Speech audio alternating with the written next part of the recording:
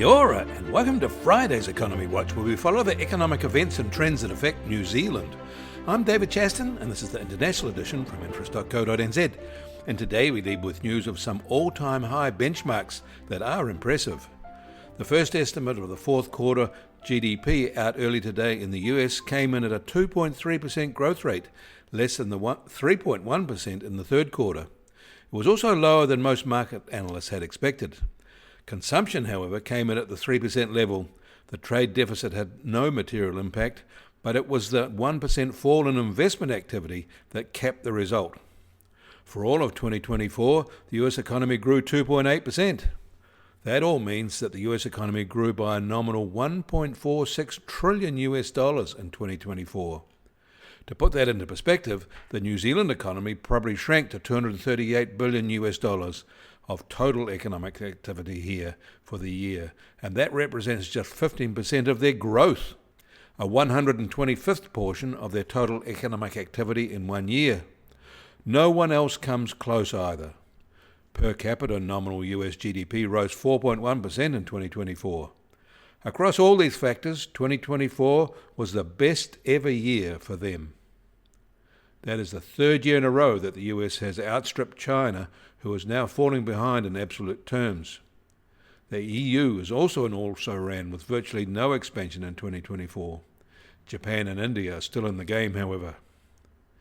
US initial jobless claims fell back sharply on an actual basis because of seasonal effects to 227,000 last week, and that was a larger fall than those seasonal trends would have indicated.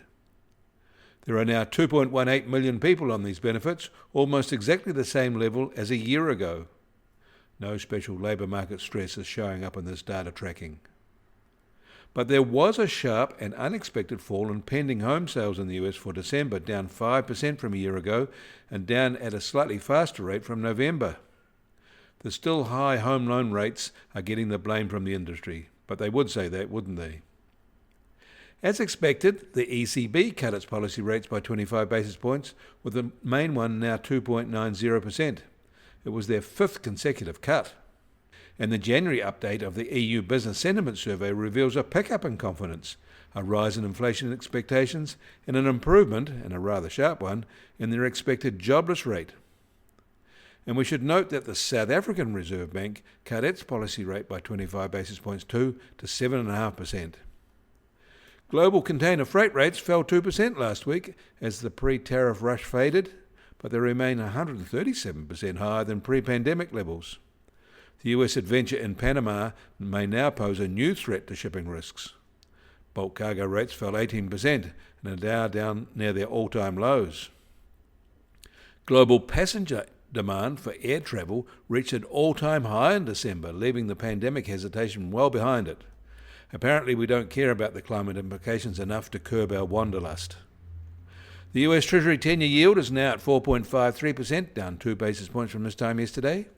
And the price of gold will start today at $2,788 an ounce, and up $7 from yesterday to bump up near its all-time high.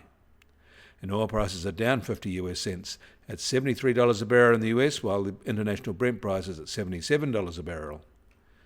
And the Kiwi dollar now starts at 56.5 US cents and unchanged from yesterday. Against the Aussie, we're down 10 basis points at 90.7 Australian cents. Against the euro, we're little changed at 54.3 euro cents. That all means our trade-weighted index starts today at just on 67 and down 10 basis points from yesterday. And the Bitcoin price starts today at $105,710 and up 3.6% from yesterday.